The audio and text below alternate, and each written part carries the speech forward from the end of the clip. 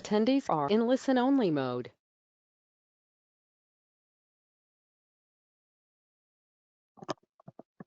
Hello, good evening to everyone.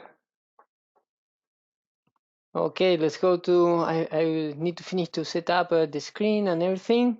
So, and we give a little time to people that is joining a little late. Okay, someone can confirm me through the chat that the sound is okay. And I will share the screen now. Okay, I have confirmation. Yes, it's okay. Thank you. Okay, the screen.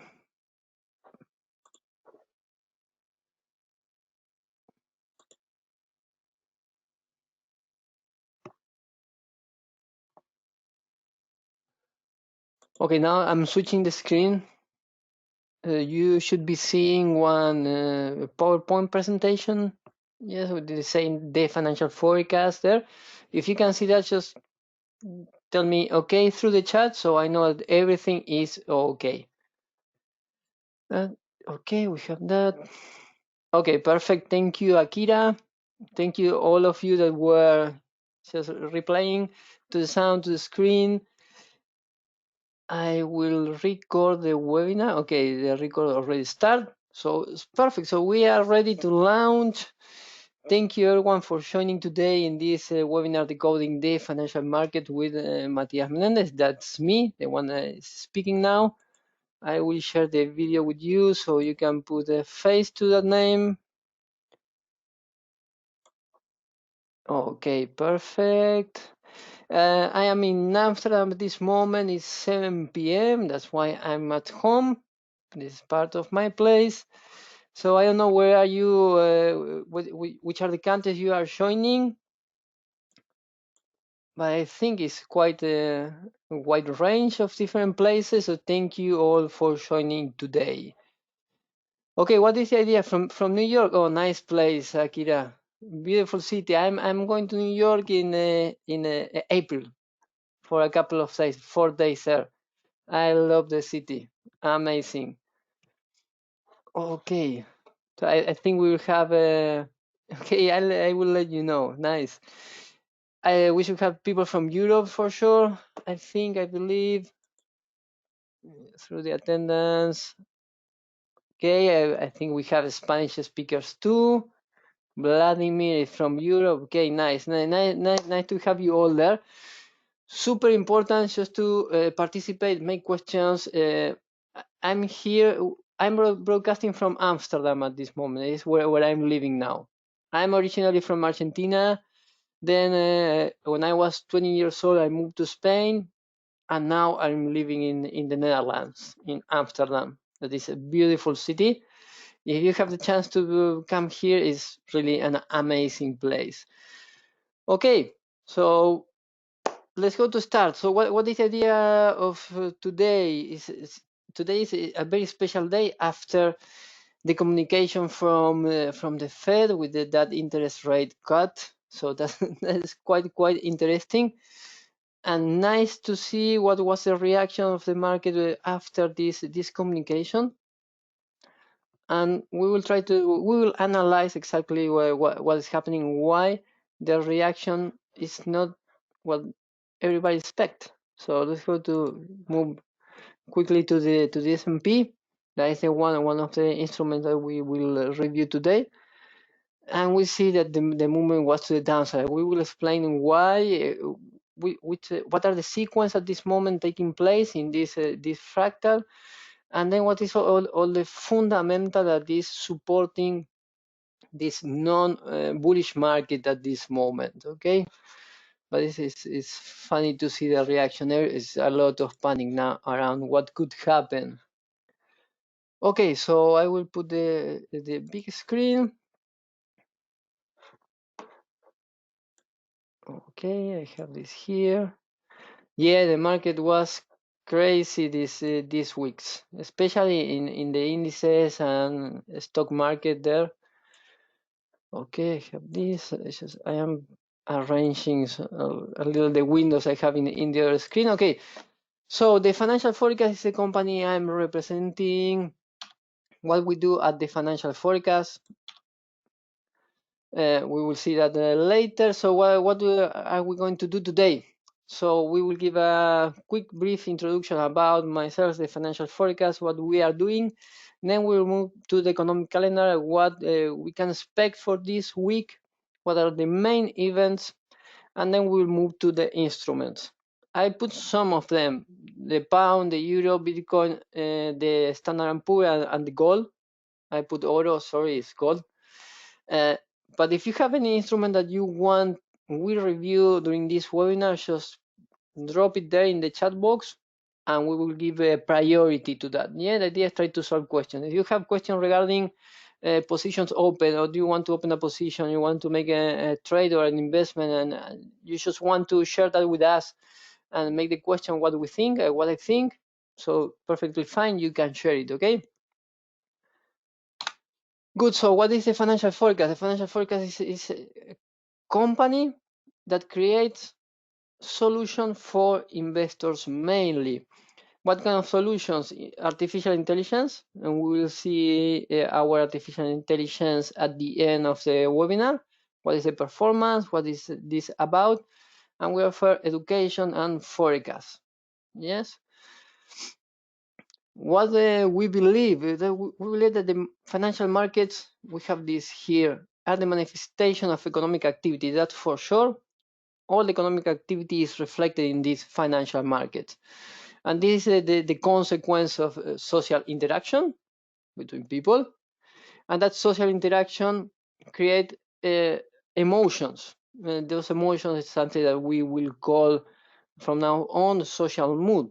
And the emotions, not of the person as individual, yes, the emotion, and as we see of the mass, in this case of investors, something that we are seeing at this moment happening with the Dow Jones, with all this big thing with the coronavirus and everything that's happened now in the markets.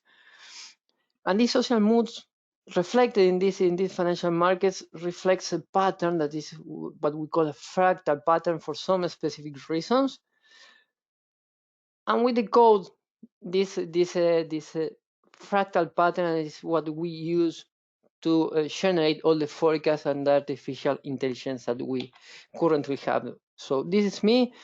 I own a master in financial markets and asset management. I've been in this world for more than 10 years already, creating forecasts, doing analysis, macro, what is fundamental and technical aspects. And I'm specialized now in everything that is algorithm and development of artificial intelligence for what is investing.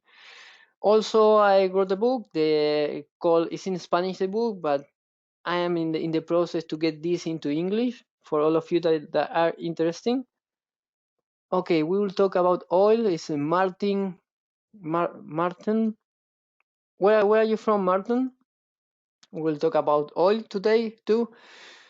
And this book is in Spanish. It's called Las ondas de helio del comportamiento fractal de los mercados financieros. And also I am contributor with FX Street, investing.com, of course, and the IATEC, that is the Instituto de Análisis Técnico y Cuantitativo from Spain. Yeah. So I contribute with them too. I'm a member and I contribute with them.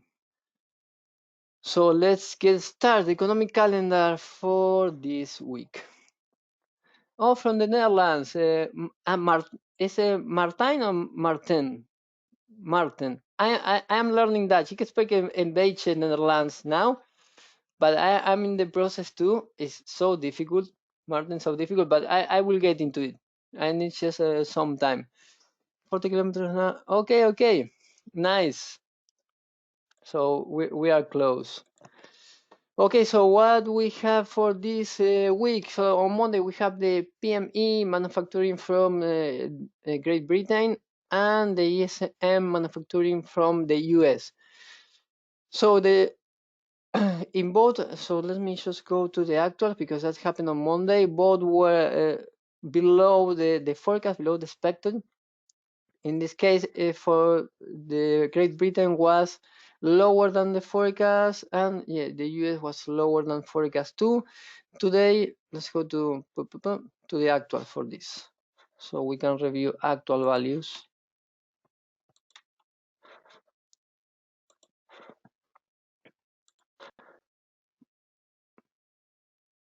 Okay, we have 51.7 for Great Britain in the PMI.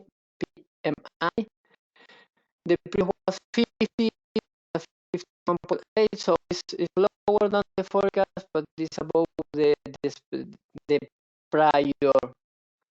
previous register.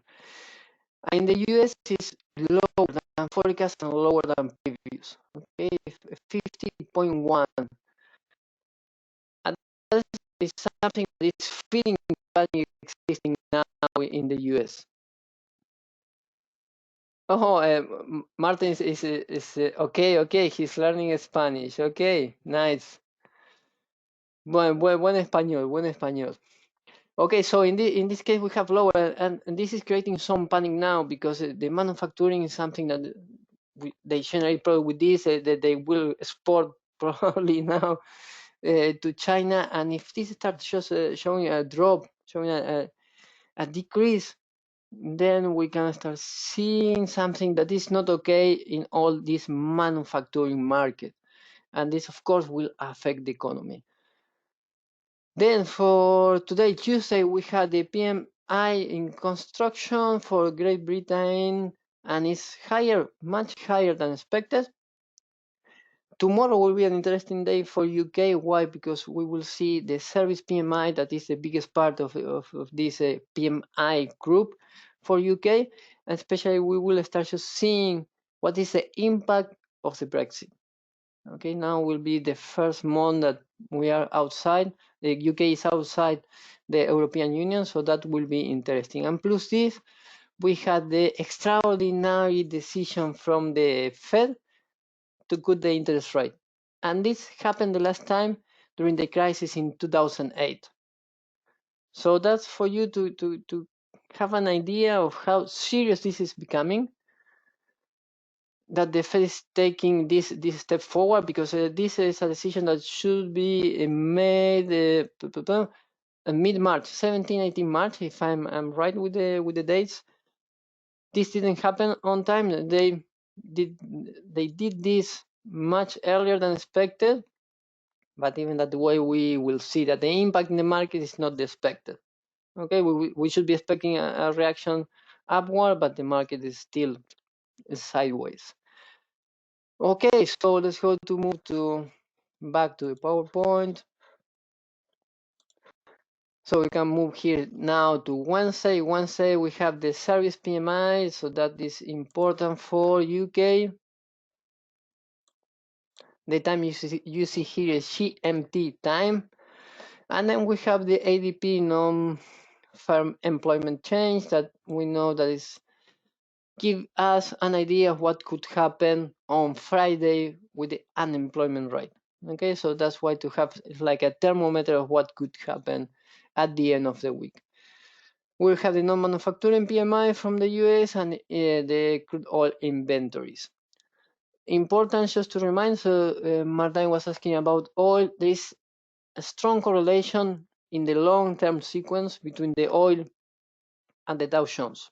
Okay, so keep in mind what will happen with the Dow Jones probably will happen if you have a high chance that will happen with the oil too.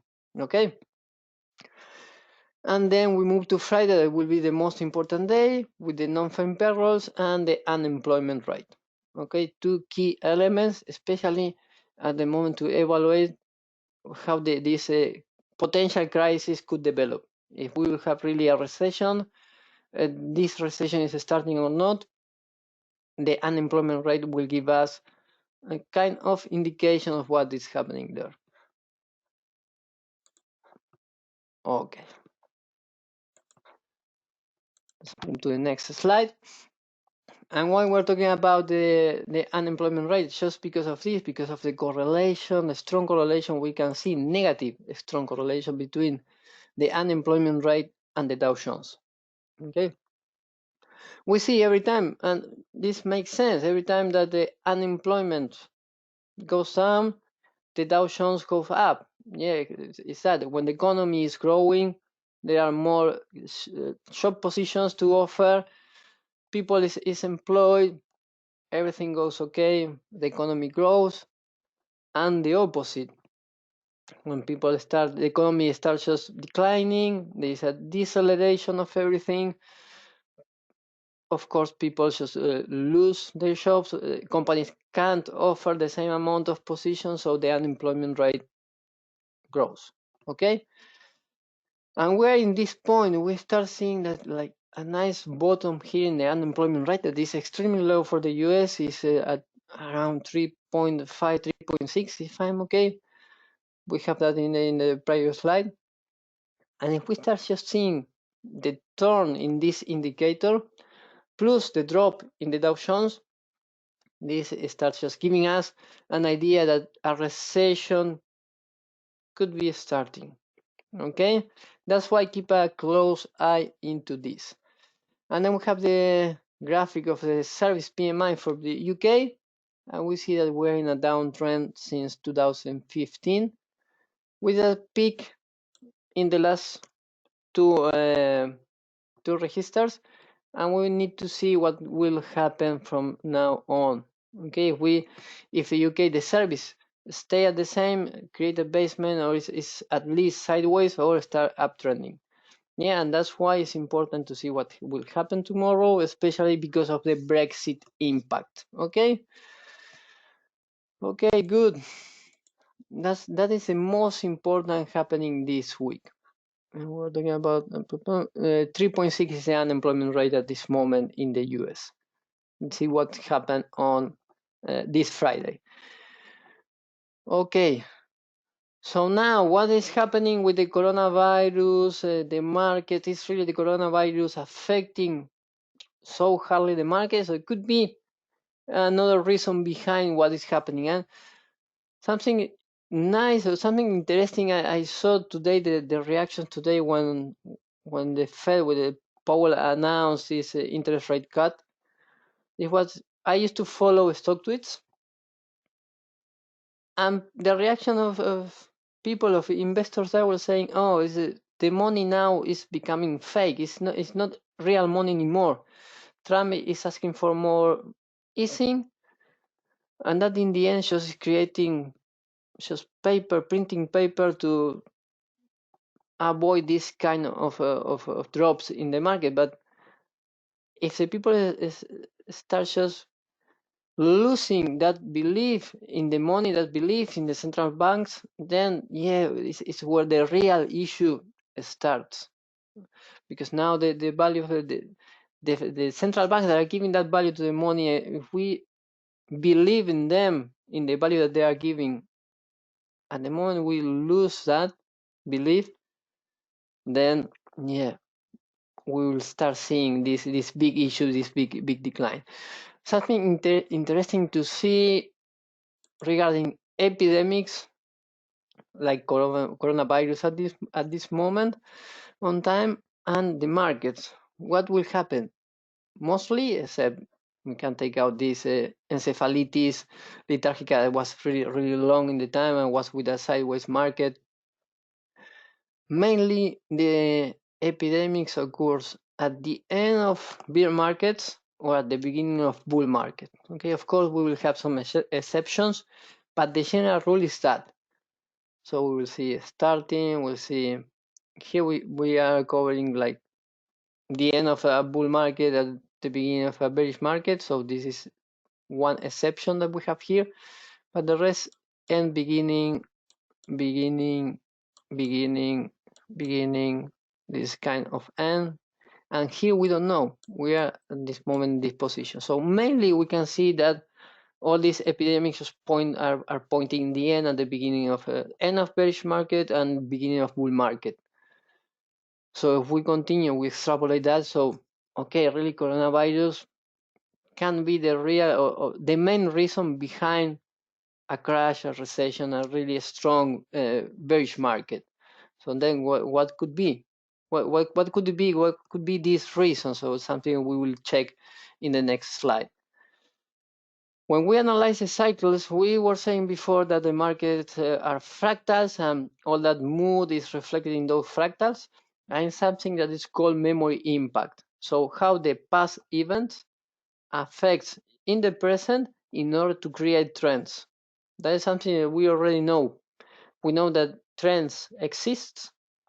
That's why we can invest in the markets, and that's why we can get some advantage of it.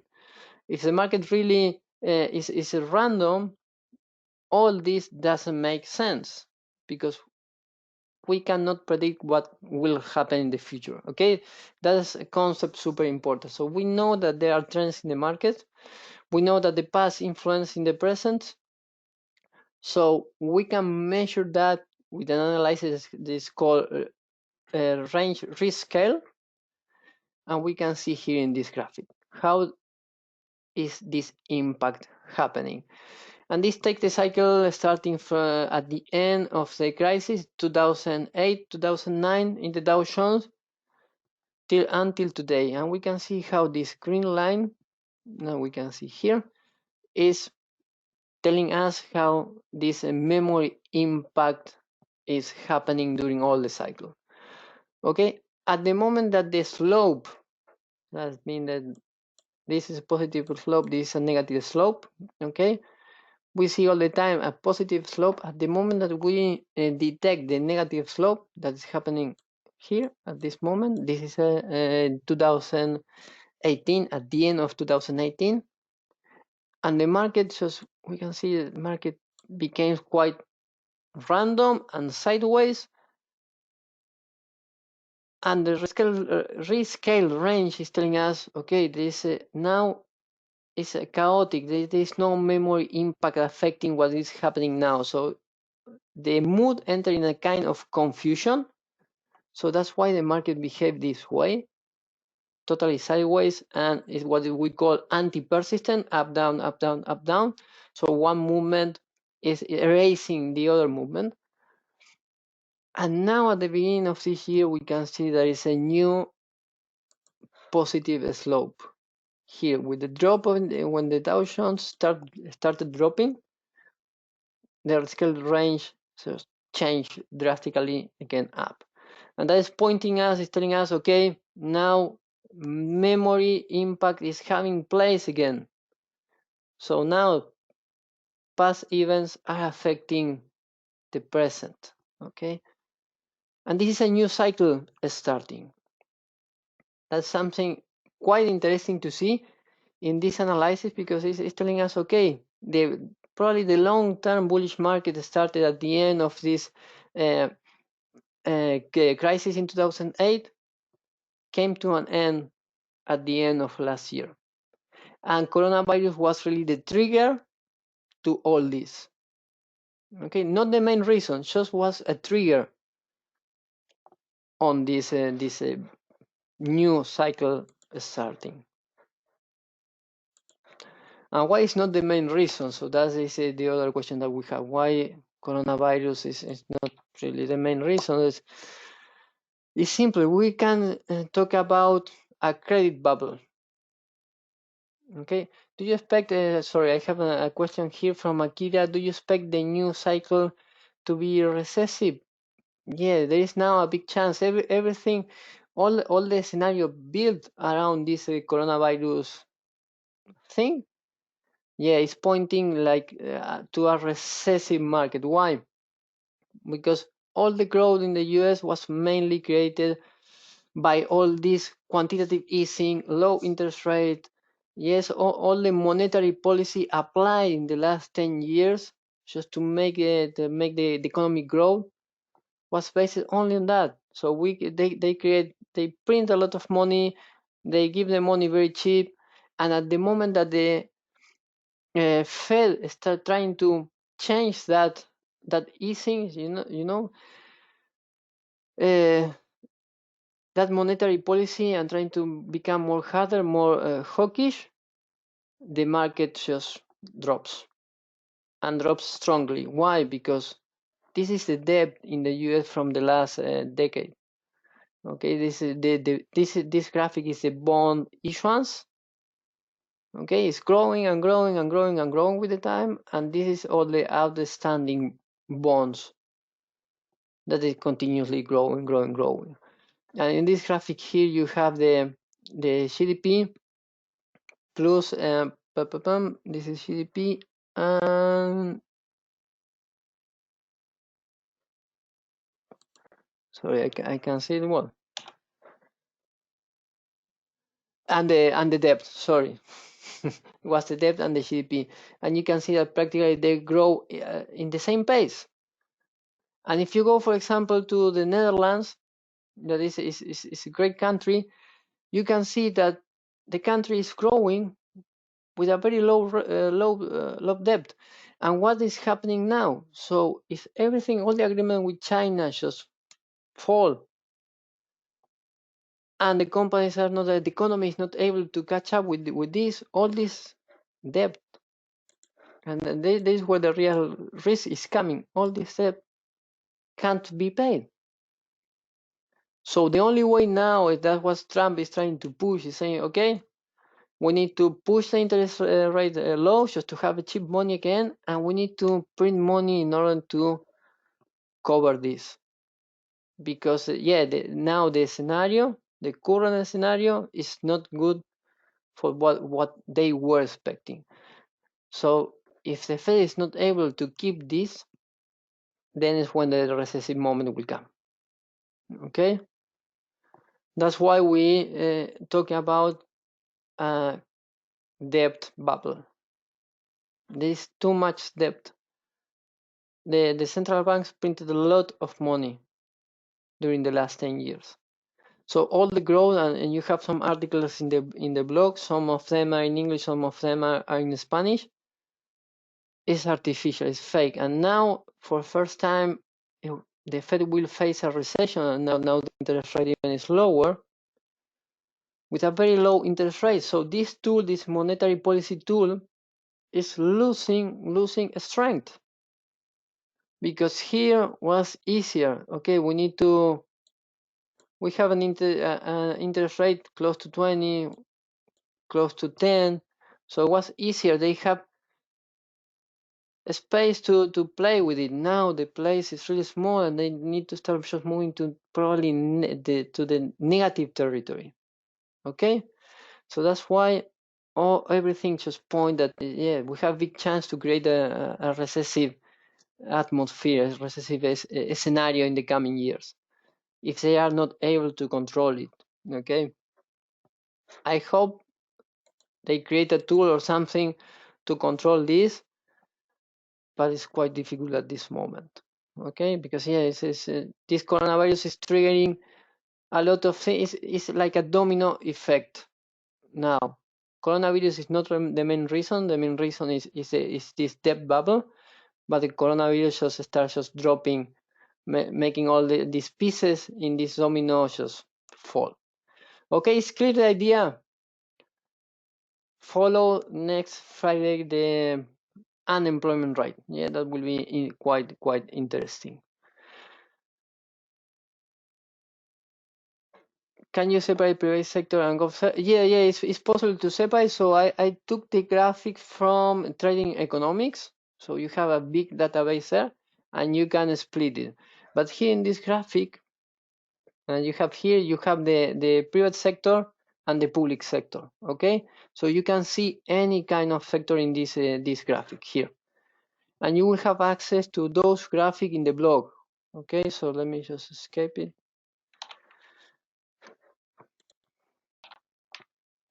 Okay, now we will go to the technical part. We will analyze all the instruments. And the question was, okay, we can where can you see the graphics? So this is a homepage. You can visit this in thefinancialforecast.com. You go to blog.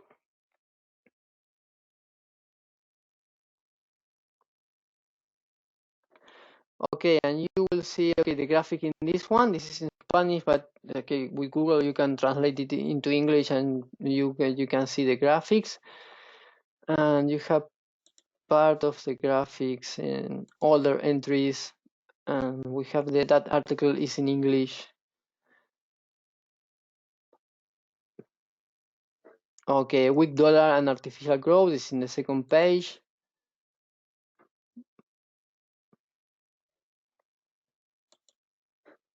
This yes is in English.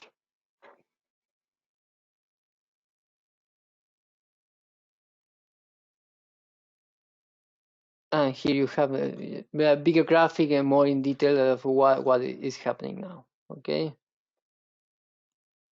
corporate debt is the purple one, but everything in the end, everything, this is the total. The dark one is the total, how all the outstanding debt is growing, and the purple is the corporate debt, and it's quite high. Okay, no, you welcome, Alp Nasir. Okay, so everything you will find in the blog, and part of the graphic that we will see now, you will be able to access them through free forecast. Of course, one part is for free. Yes, the other is paid. So you have free. You have a total of 10 forecasts that you can access for free. We will see them now, and then you have. If you want to go to detail, you can just buy access for 1 day and check, for example, the euro dollar intraday, just to have an update of what is happening, what is the perspective from the fractal point of view. Yeah, the fractal analysis that we are doing with the instruments. Okay, and you can get it for free if you just access to the mentorship one-to-one, or if you get access to the B account that we will see at the end of the webinar. And I just point these two interesting news from investing. What about the cut in the interest rate? Okay, and how Trump is asking for now quantitative easing again. Yeah, interesting to read, to see, so you can be on top of what is happening. Okay, we will start with the graphics now. So if you have a special request like the oil from Martin, please just type it there in the chat box, so we can start with that. So we will go to the instruments. This way we will access to the dashboard. The forecast that we build are separated in two different aspects. One is the graphic with all the sequences and what we call attractors, the areas where the price is looking for, where the price will move. And then we have a dashboard just to analyze the trend and see, okay, is the trend is bullish, it's bearish, the strength of the trend, why the algorithm is detecting that trend, and what is if it's good just to make buying, selling, just stay out of the market. What is the idea trade or invest at that moment? So I will show you one. So this is the dashboard. For example, in the euro, the recommendation is, okay, just buy, because now the trend is an uptrend for different kind of reasons. Okay, then we will review later. Okay, so let's go to start with boom. Do you want to start with the oil? Let's go to just check the oil. In the long term, we don't have the deep analysis with the oil, but we can just review, Martin, what's happening, and you can just drop all the questions that you have. Okay. So crude oil, what's happening? We spoke about a big correlation with the Dow Jones. So speaking about sequences, this is the monthly sequence at this moment. So we have, I will just show you here. So we have one big drop. That is one of the sequence, and we have a corrective sequence here to the stop.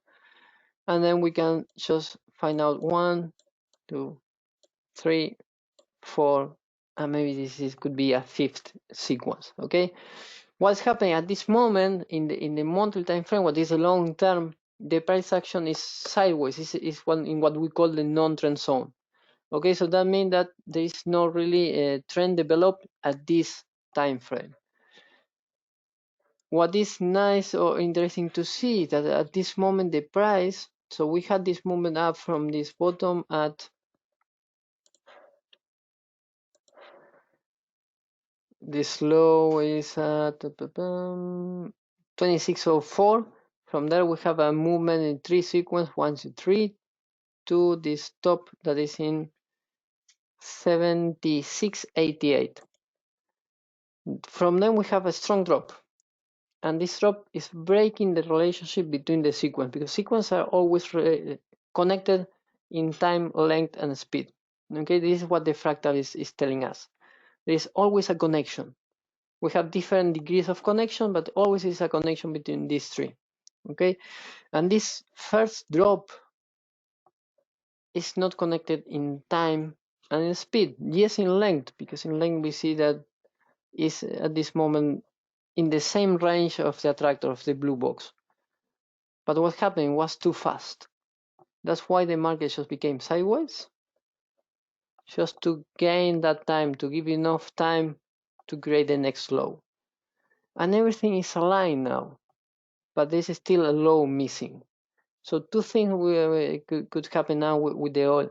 If we keep that correlation with the Dow Jones and the American market just start really a big drop or a crash, then yes, we can have a break of this level in 3802 in the oil, and then continue moving downside to the next level, to the next attractor, this blue box. Okay, in 2726, 1520 approx. Okay, can you hear okay? Because I just had a warning. Okay, I hope yes, that everything is okay. If not, this area, in the area that the moment the crude oil at this moment is located, it's a very nice area to see a bounce.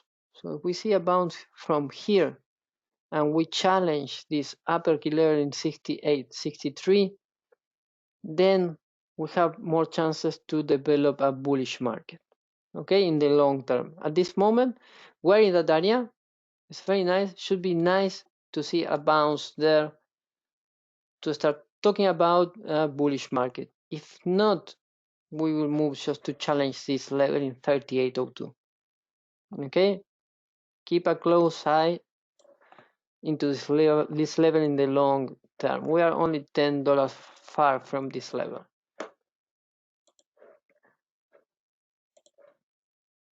When we move to the weekly time frame, then in this case, we see that this reaction up is okay. Was inside the blue area, was in within these orange lines that are pointing the ideal speed. So if they follow the ideal speed, then in this case the maximum should happen in this area and happen in that area, so it's perfectly fine. We had the reaction to downside, then again up, and then now we broke this killer in 14.15. So that means that we have now more chances to continue developing movements to the downside and reach then the blue area here.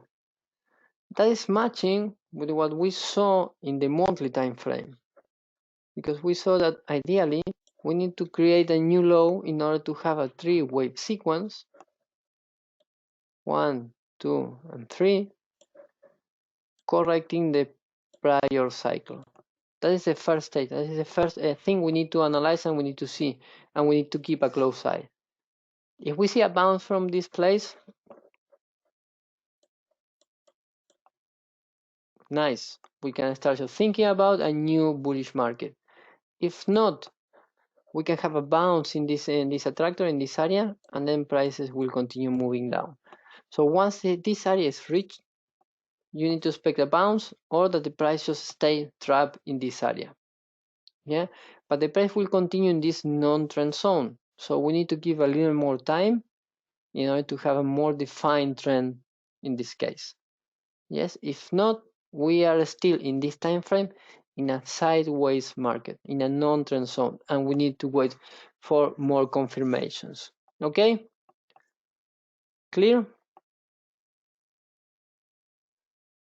It's part of the Elliott wave. So Akira is asking, are you applying the Elliott wave theory to develop forecasts? Yes and no. So what is the nice about the Elliott wave? That the Elliott wave is a principle that is applying a fractal model. Are we applying 100% Elliott wave? Not at all. because Elliott wave is quite old. We're talking about a principle developed or created in 1930. So now we are in 2020.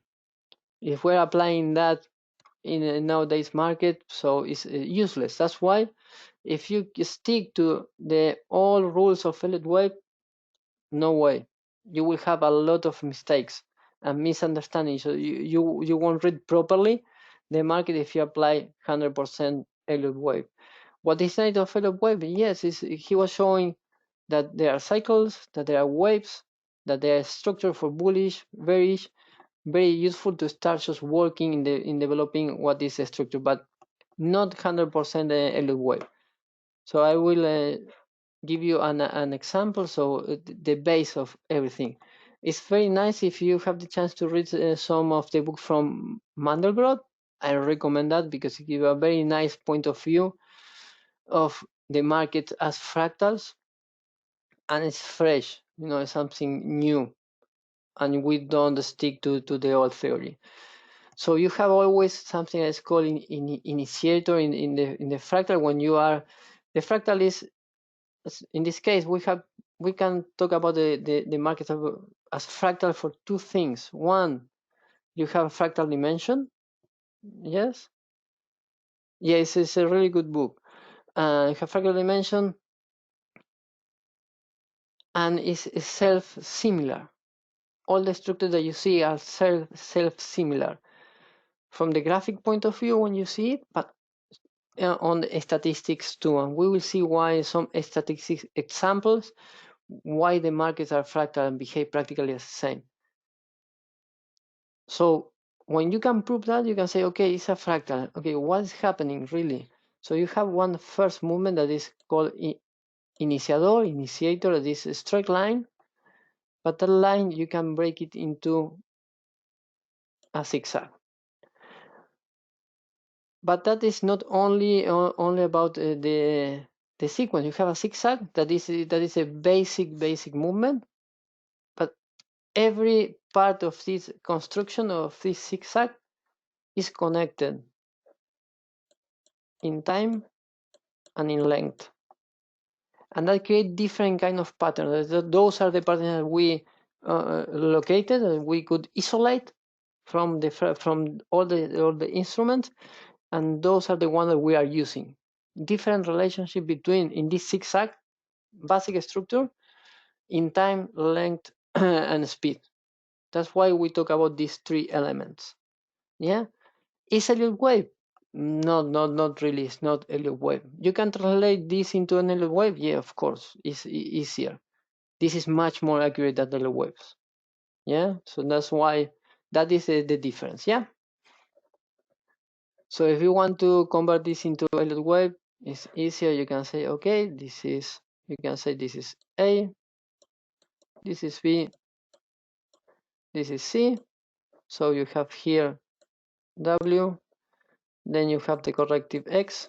So this is applying correct Elliott wave. We do this, and here you can talk about 1, 2, 3, 4, 5, 6, 7, 8, 9. 1, 4, 5. Okay, so you can call, because in Elliott wave probably they will say no, this is an A, this is a B, and this is a C, and with this you have Y, and you have there the Elliott wave, and within that you can have different kind of structures. You can call even differently. That's why Elliott wave becomes so subjective at the moment to do the analysis. Yeah, so we need to be careful with that.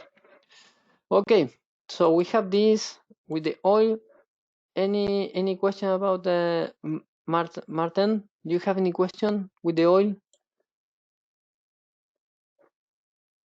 To try to solve now before moving to. I want to make a quick overview of all the instruments.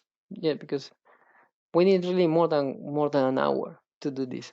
Okay, it's clear the idea what is happening at this moment. So if we go to a shorter time frame, they go to 4 hours. Now the price is this non-trend zone. Okay, because why? We have this movement to the downside. We have a reaction upward. Okay, and the price here is at this moment is trapped.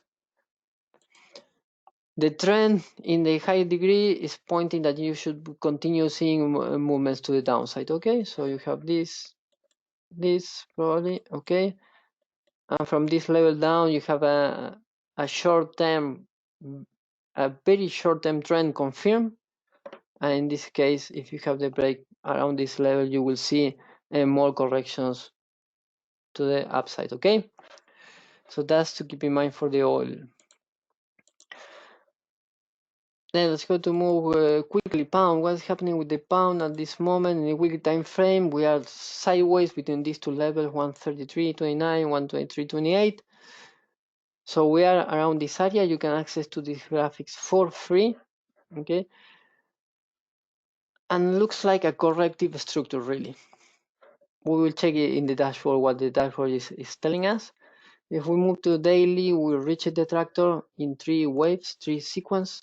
Okay, so that structure of 3 movements could be complete, and then we can see a reaction upward. Okay, it's not confirmed yet, but we can expect that because we already reached that blue area. And if we go intraday, we start having reactions upwards. So we can see that this is a key level that was already tested, but couldn't break in 128.37. If we break that level, so we start the corrective phase. If not, we should continue developing movements to the downside to the second level. Okay.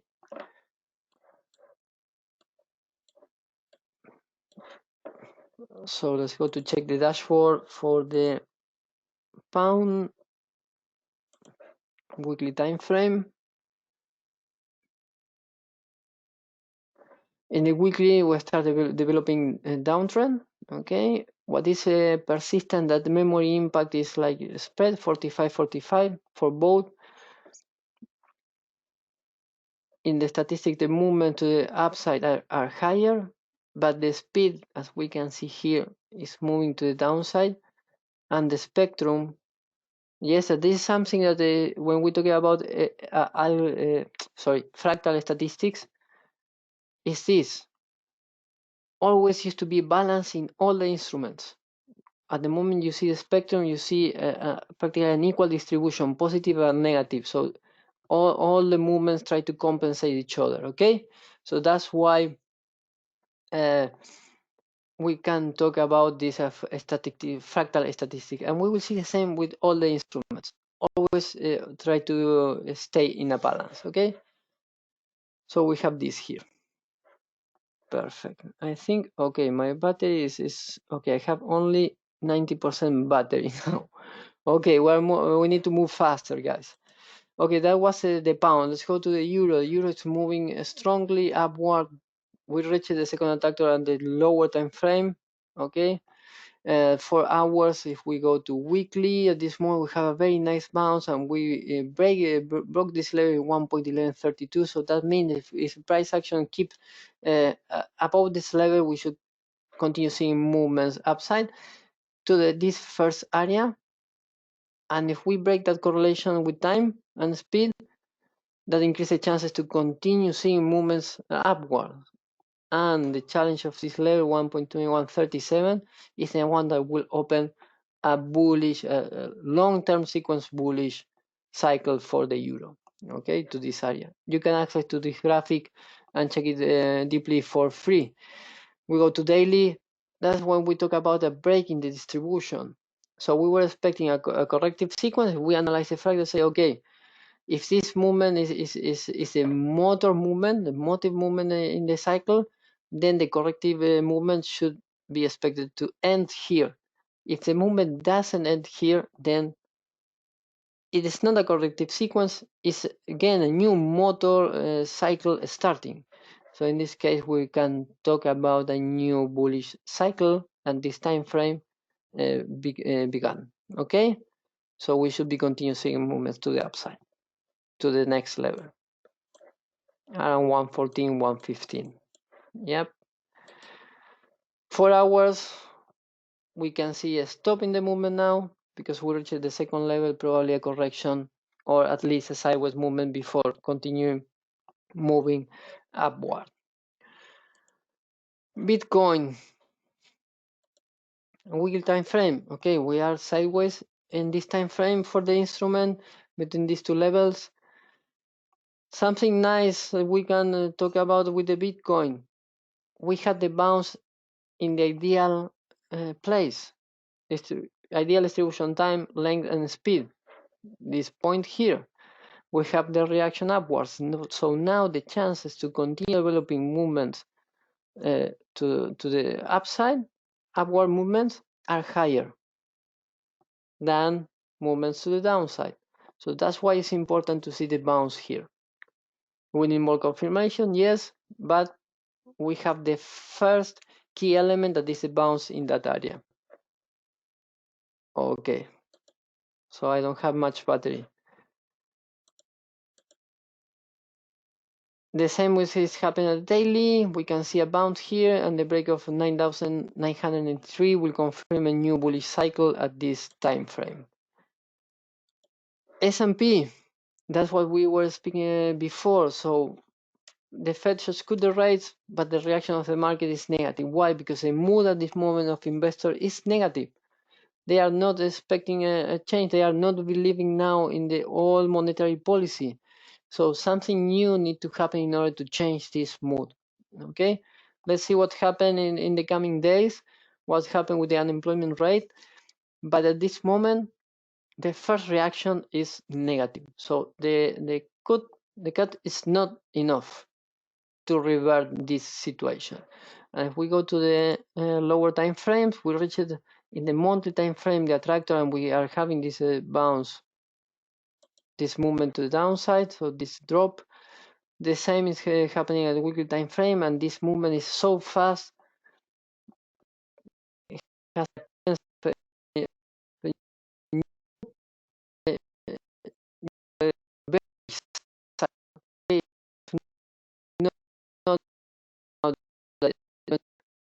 because I was not to analyze and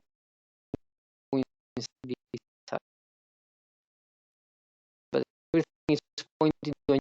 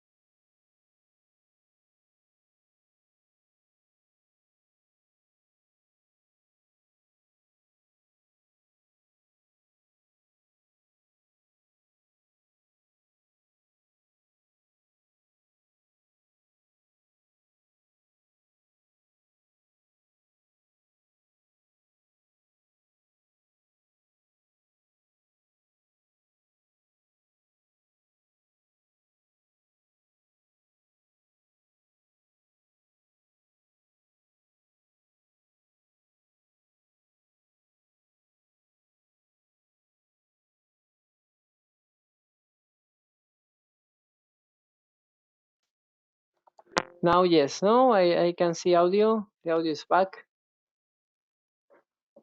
Yes, no.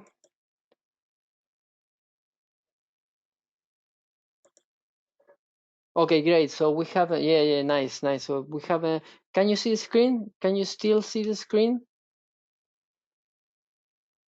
Yeah, okay, perfect. Yeah, nice. Okay, sorry about this. It's the second time it's happening. It shouldn't be happening, but okay, now everything is fine, so we can continue with it. So we were talking about the S&P and this big drop.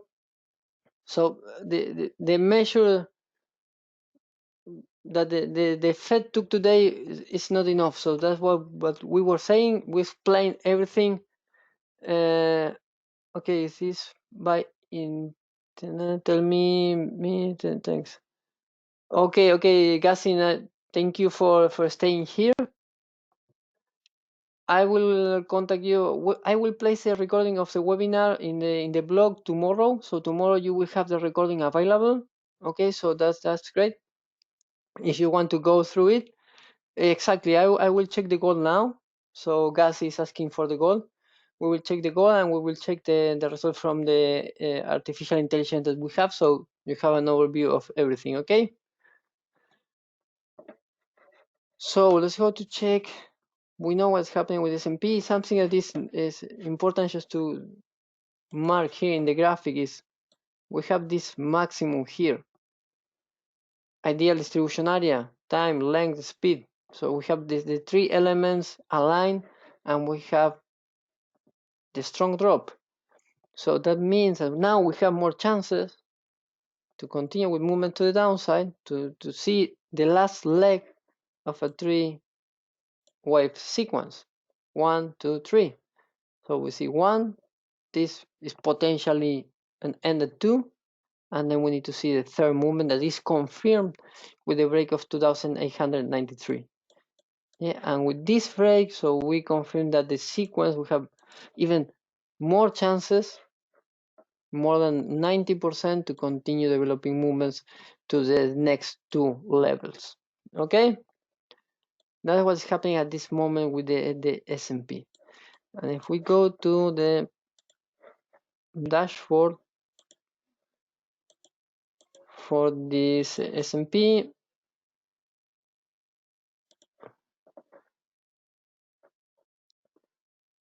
let's go to review the intraday time frame we are checking now. The overall trend is to the downside, but by now this picture was taken yesterday evening. Is recommending you, okay, now stay out of the market, just wait a little, because this was taken before this movement to the downside that happened today. The break of the key level opened the next leg in the three wave sequence, so that will switch this to a sell potential trade setup. Okay, so if you think about the S&P, just think about sell the market at this moment. And what is memory? Now we have the memory is spread, and we can see how this symmetric is how symmetric is the distribution in all the instruments that we were talking before. This happening with any kind of instrument, forex, indices, commodities, cryptocurrencies. Always there is a symmetric distribution of the movements. Always. And always they tend to compensate. They try to keep a mean close to zero. That's why we have in the stats we have different kind of elements. We have the speed that at this moment is negative, 91 points per hour. That's the change that we can see. So this is the all the movements, the negative movements average and all the positive movements average. So we have 31 in total points against 22. So we have more movements to the downside, and these are the strongest movement to the downside and the strongest movement to the upside. Still the strongest movement at this time frame for the cycle that we are taking, that is 80 periods, is 117, so it's bullish. But we start seeing how everything is pointing, is pushing the trend to a bearish trend. But we still need a little of time to get this switch from stay out to sell. Okay, but we are close to it at this time frame. Okay, let's go to And let's go to check at the daily. And at the daily, we have here the trend is confirmed already is a sell. Okay, it's a negative trend. Repeat again, you have access to this for free. So if you want to check it, just go to free forecast and just subscribe in the free elements and you will have all this information. Okay, let's go to gold. Hasi, I hope that I'm pronouncing okay your name. Was asking, so let's go back here. Let's go to gold. Okay, monthly time frame, we reached the attractor. Okay, at this level, we continue seeing movements to the upside. Okay, I have a question today. Gold rises from 1600 to 1645. Is this the last call before going to 1558 or uptrend? Okay, it's a nice it's a nice question. So you did the homework. That's nice. So long term, we reached the level, but we don't have any insight at this moment about the switch. Okay. Why? Because we are above this key level in 1423. At the moment we don't break in this time frame for this sequence, the uptrend is still being alive. So we will continue seeing movements there. What's happened at the weekly time frame? We reached the attractor. We had a first movement to the downside. Now we're having this reaction upward. But the price is trapped in this area. So we can see a continuation of the movement. We will check the dashboard to have a better visibility of what is happening behind the numbers, behind the graphic. But when you go here, you can see elements that are taking you. Be careful because this could be an exhaustion. Divergency 1, divergency 2, and this is the fractal dimension of this instrument at this time frame is moving to 1.5. What is the meaning of this? That we are having anti-persistent movements and we are losing trend strength. Yeah, so every time that we move to 1.5 and above, we're entering in the random first and then in the anti-persistent zone. Random, we lose that memory impact. Anti-persistent, all the movements just erase the other movement. So we will see sideways. Okay, up, down, up, down, up, down, and no movement, no trend at all. When we are below 1.5 with negative, so then at that moment we have memory impact, we are developing trends, so the chances to continue seeing movements to the direction whatever, up or down, will continue. Yeah.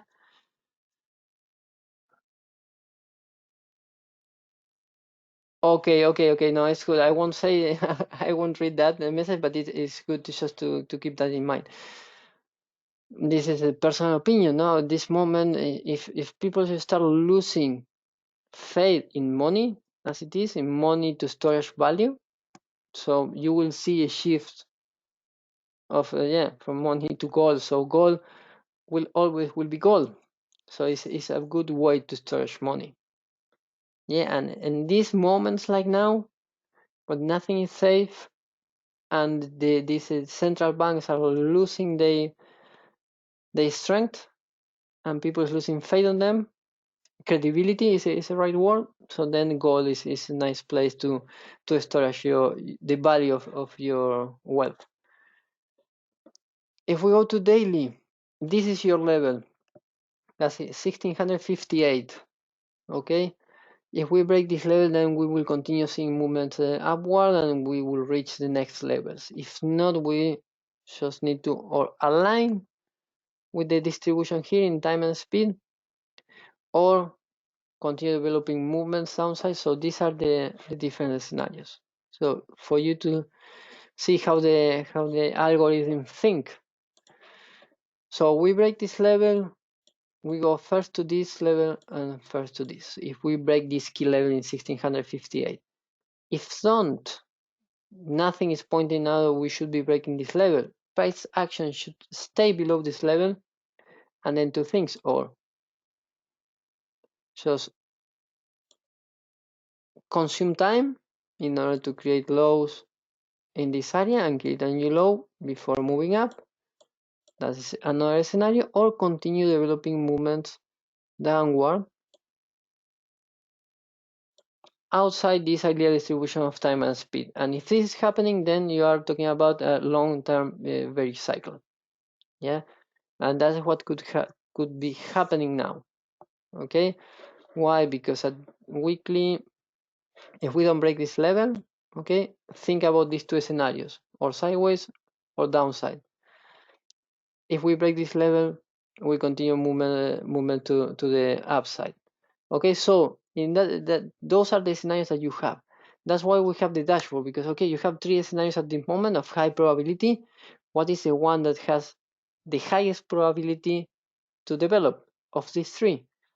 And that's why we need the dashboard. Let's go to gold to daily time frame. Okay, Hasi, I will contact you and we can just plan some mentorship, okay? So if we go to daily, I don't want to delete this. You have more chances now to continue developing movements to the upside based on this trend, okay? So you should be continue seeing a buying momentum on it. Yeah, so that's telling you, okay, is interesting at this time frame to sell? No, not really. So we have chances then to continue developing movement to the upside at this time frame.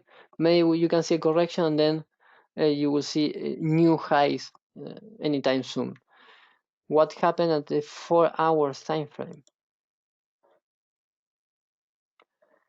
Here we have the downtrend, okay, for the short-term sequences, and that is telling you, okay, at this time frame we have the chance to see, or we are seeing a corrective sequence of the previous movement to the upside. But it's telling you, don't sell, don't buy, just stay out of the market. You already are in the market, so based on the daily, weekly, and monthly, you should stay in at this moment. There is no reason to step forward, to step back, to step aside the market, okay? And if we go to the sequence at 4 hours, so these scenarios are clear. So at this moment, we have chances to challenge this level and break it and continue moving to the next levels. But maybe before this, something here would happen. And this is what we need to check. That's why we always need to connect the different time frames. This is super important, always to have a clear overview of all the different sequences, degrees of sequences. Why? Because this is a fractal. You will see the same in different time frames of scale, monthly to intraday. Okay, so here you see a movement at downward movement, three movements, 1, 2, 3, three legs, 1, 2, 3, with a top inside this ideal distribution area. So this is increasing the chance if we see a bounce, movement downward, sorry, to challenge this level, and then before seeing a reaction upward, before that we should be reaching this level. And then if when you will be able at higher time frames to make a decision, should I stay in, or the trend at daily time frame after this is changing, okay? And then it's at that moment where the long-term decisions should be made. Now the short term, probably we are in a corrective sequence. We will stay below this number, this level, 1559. We will challenge this level in 1581, and then we will break it in order to complete this basic pattern of 3, 1, 2, 3 to this area, 1531 to approximately 1480. Yeah, and that is when you need to look for some reactions. Okay, is that clear? Gassi and everyone, any one of you have a question before moving to the next step in the webinar? Instrument, something you want to review before moving to the next step? Okay, no, everything is clear. Happy to hear that.